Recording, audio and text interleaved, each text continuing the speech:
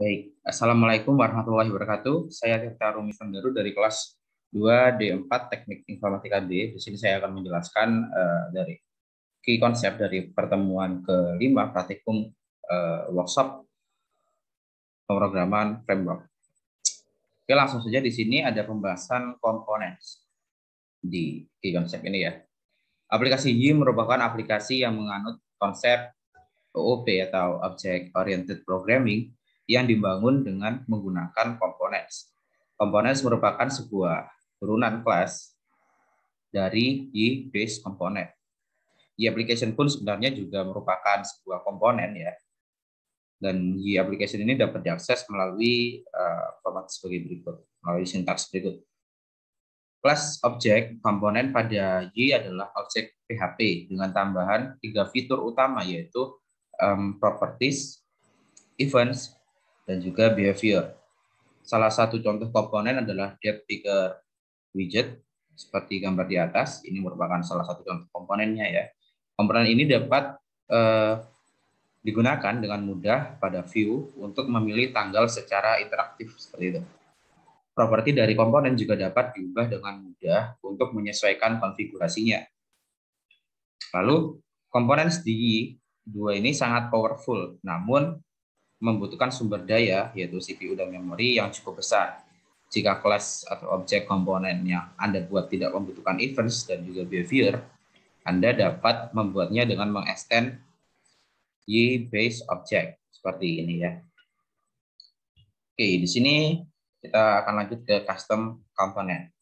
Jika diperlukan, Anda dapat membuat custom component sendiri dengan cara buat file PHP yang berisi custom komponen Anda dan letakkan di directory components. Langsung saja kita coba ya.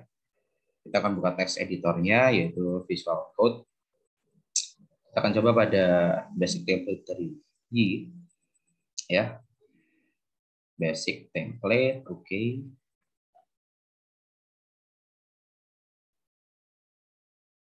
Oke, langsung saja kita diperintahkan untuk membuat directory components ya, directory tambahan karena kita belum ada.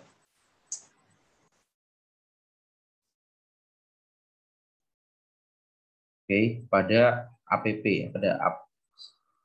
Jadi kita akan membuat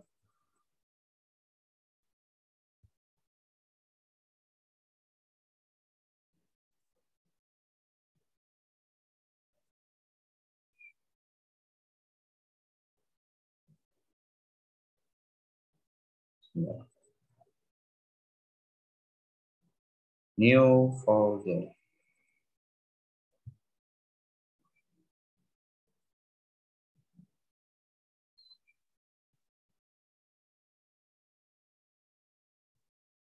Oke, maaf agak lama lupa soalnya.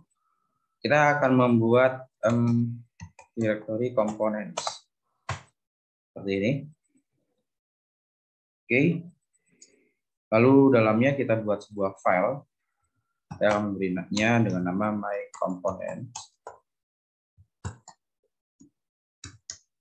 Kalau ini file PHP ya, my component.php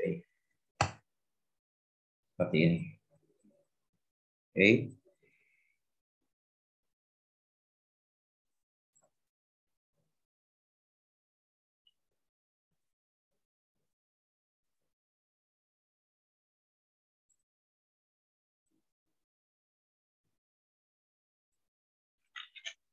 Ini apa baru? Kita hapus.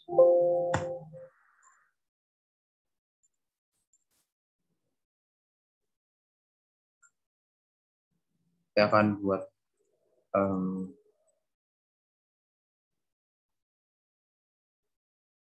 directory komponen. Ada app ini ya.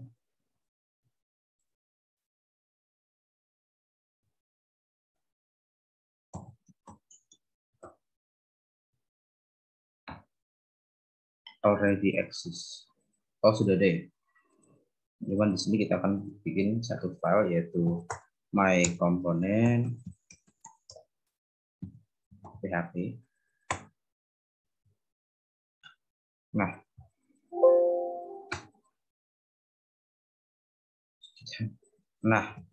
seperti ini. Tadi itu folder ya. myComponent.php. Oke, kita split screen. Lalu pada file myComponent ini, kita tekan seperti berikut. Kita pilih saja namespace app components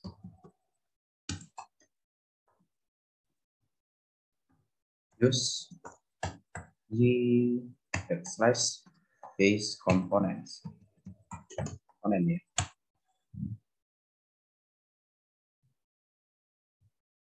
Oke, jangan lupa titik koma di atas. Nah, lalu kita membuat kelas yang mana komponen ini merupakan extends dari komponen.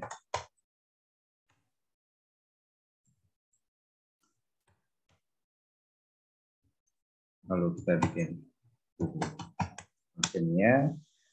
Jadi function ini kita beri nama welcome, di mana function ini akan membuat perintah untuk print out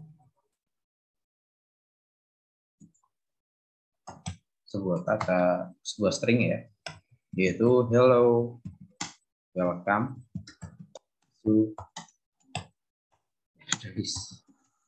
to my component. Seperti ini kurang lebih. Oke. Lanjut. Tambahkan komponen Anda ke dalam file konfigurasi. Oke, kita akan menuju ke file konfigurasi ya.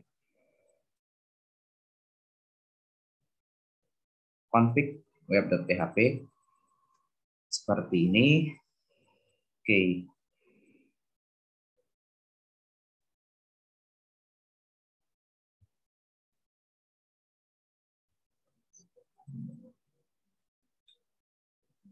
Sebelumnya saya sudah menambahkan ya, yaitu ini. Sesuai kan? Kelas app komponen myComponent. Nih. Kita masukkan ke komponen sini ya. Sudah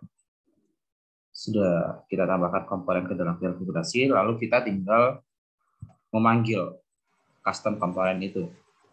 Kita bisa memanggilnya melalui sintaks seperti ini. Contoh, misal kita ingin memanggilnya, kita use pada site di about sini ya. Kita akan memberikan perintah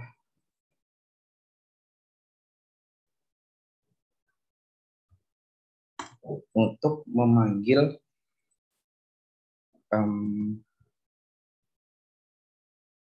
komponen custom atau custom komponen seperti itu. Kita bisa tinggal mengkopinya saja.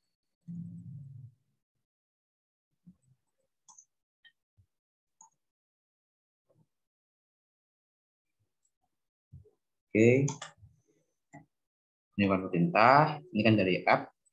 Ini app itu maksudnya struktur keseluruhannya ya. Lalu ini my component, lalu ini nama functionnya seperti itu. Oke, sebelumnya kita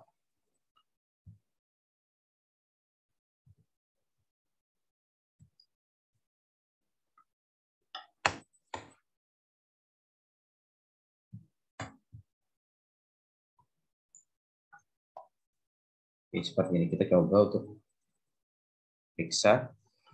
Ini terdapat pada localhost basic web. Oke, kita pilih about. Nah, di sini sudah muncul hello, welcome to my membuat properties.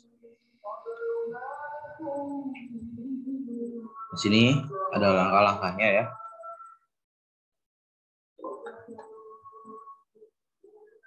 Kita coba untuk split screen, membuat sebuah properties. Ini saya akan hanya akan mempraktikkan untuk men-set dan get private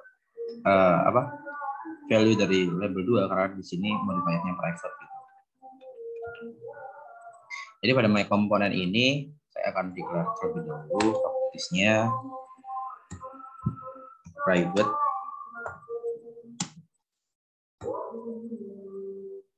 label 2. Oke, seperti ini. Lalu kita akan set terlebih dahulu membuat function untuk set label 2 yaitu dengan cara ini.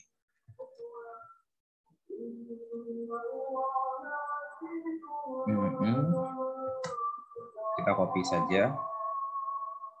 Di sini kita ganti sesuai nama properties kita label 2. Lalu untuk function get-nya ini dimana object function get label parameternya kita kosongkan. Lalu nilai return value-nya adalah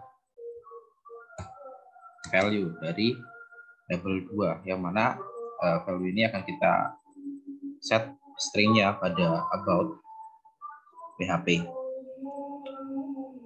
Langsung saja kita set equation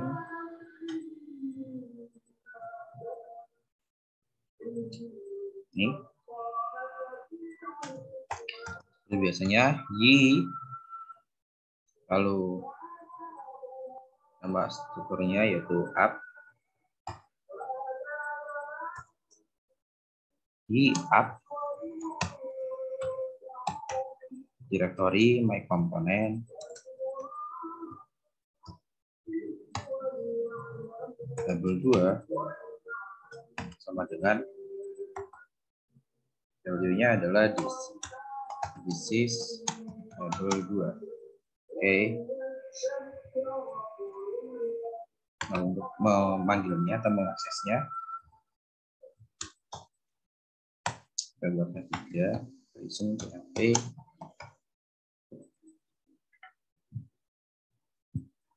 Kita boleh copy aja langsung ya.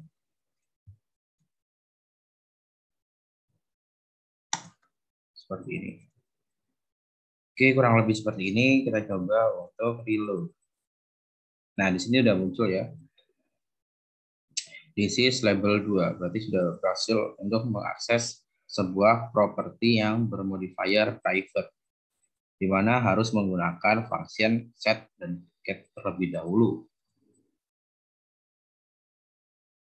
Oke, selanjutnya events ya. Events ini dapat diartikan sebagai suatu kejadian.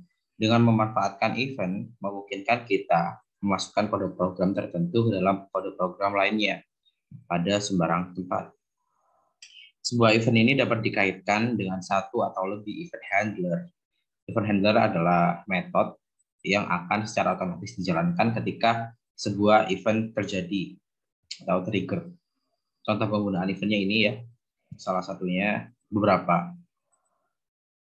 Ini merupakan contohnya, lalu menggunakan event. Di sini saya sudah membuat event sebelumnya, sesuai dengan cara yang tertera di modul, seperti ini.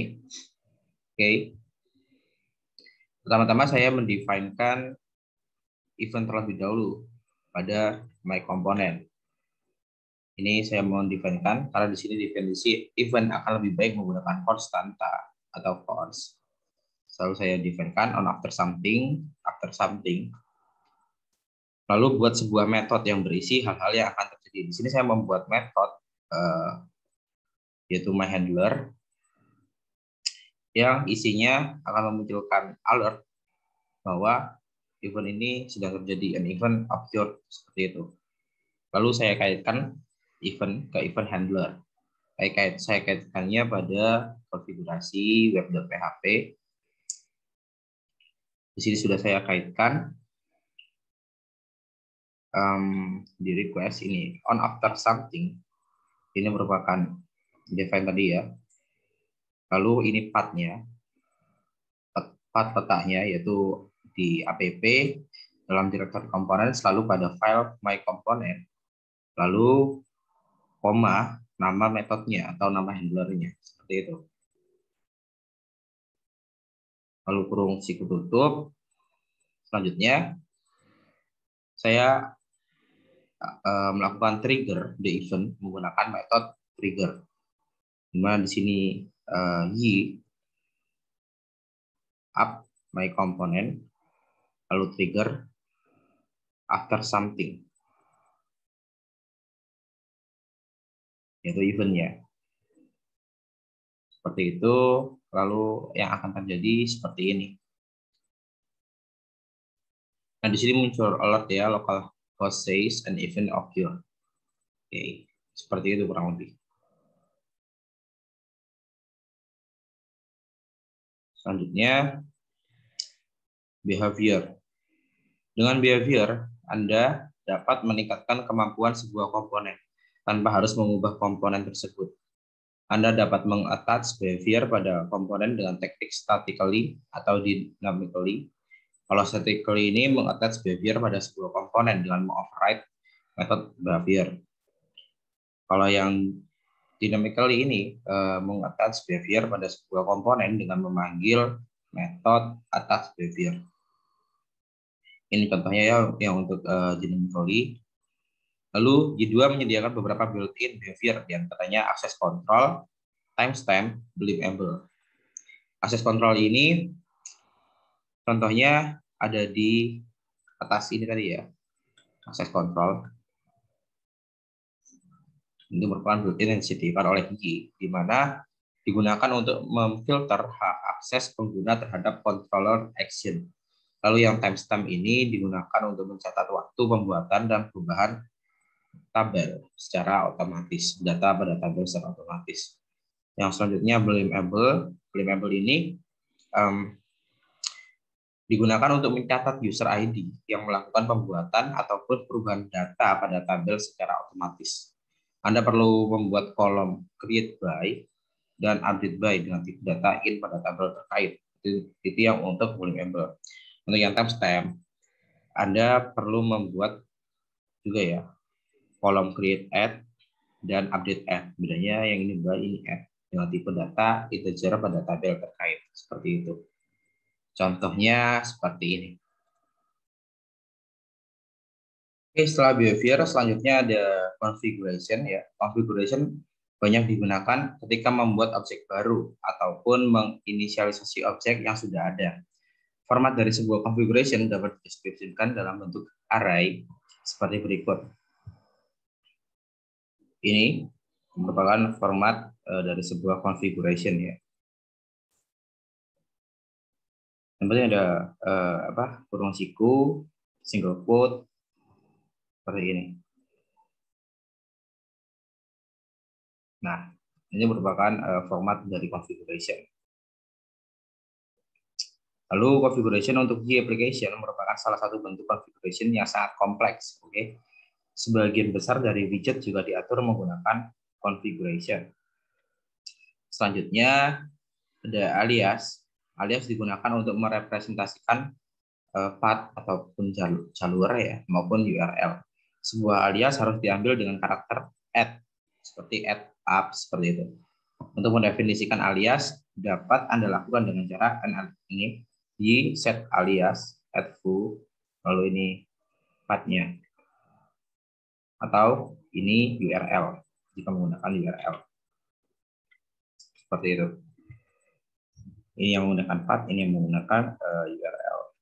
Anda juga dapat mendefinisikan alias berdasarkan alias yang lain. Set alias add foo bar, add foo slice bar. Oke, selanjutnya.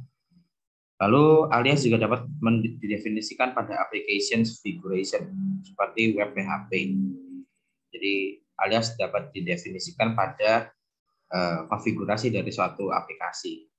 Dalam sini contohnya seperti web PHP pada directory configuration ya, alias ini merupakan format penulisannya. Lalu untuk menggunakan alias dapat Anda lakukan dengan memanggil metode y_2 get alias kurung buka tutup Seperti ini. Contohnya seperti di bawahnya.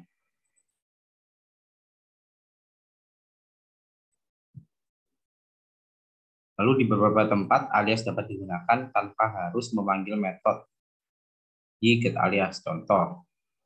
Jadi tanpa memanggil metode ini ya. Contohnya seperti ini. Selanjutnya ada predefined alias y, the directory where the base y.php file is located, also called the framework directory. Jadi jika y itu directory the directory where the base y.php is located adalah maksudnya directory di mana base y.php ini located atau ada di lokasi itu. Dan juga memanggil framework directory-nya. Add up the base path of the currently running application. Ini merupakan contoh predefined alias ya. At runtime, the runtime path of the currently running application defaults to app /runtime at web root. The web root directory of the currently running web application. It is determined based on the directory containing the entry script. Lalu at web, the base URL of the currently running web application. It has the same value as y/web/request jadi 2.2 $base URL. Jadi nilainya itu sama saja. At web itu dengan seperti ini itu sama saja. Vendor, at vendor, the composer vendor directory defaults to app/vendor. At bower, the root directory that contains bower package. Jadi adalah directory root yang isinya itu bower package. Default to at vendor/bower. At npm, the root directory that contain npm package defaults to at vendor/npm. Selanjutnya ada class autoloading ya. Aplikasi Y ini bergantung pada mekanisme class autoloading untuk mengikutsertakan kelas-kelas yang dibutuhkan. Autoloader dipasang ketika Anda menginputkan file y.php. Secara default, Y menggunakan dua kelas autoloader, yaitu composer autoloader dan juga Y autoloader yang diletakkan pada entry script, yaitu file index.php. Jika Anda menggunakan beberapa kelas autoloader, pastikan Y autoloader ditempatkan yang paling terakhir. Oke, sudah, selanjutnya tinggal latihan. Saya akan membuat video terpisah untuk latihannya.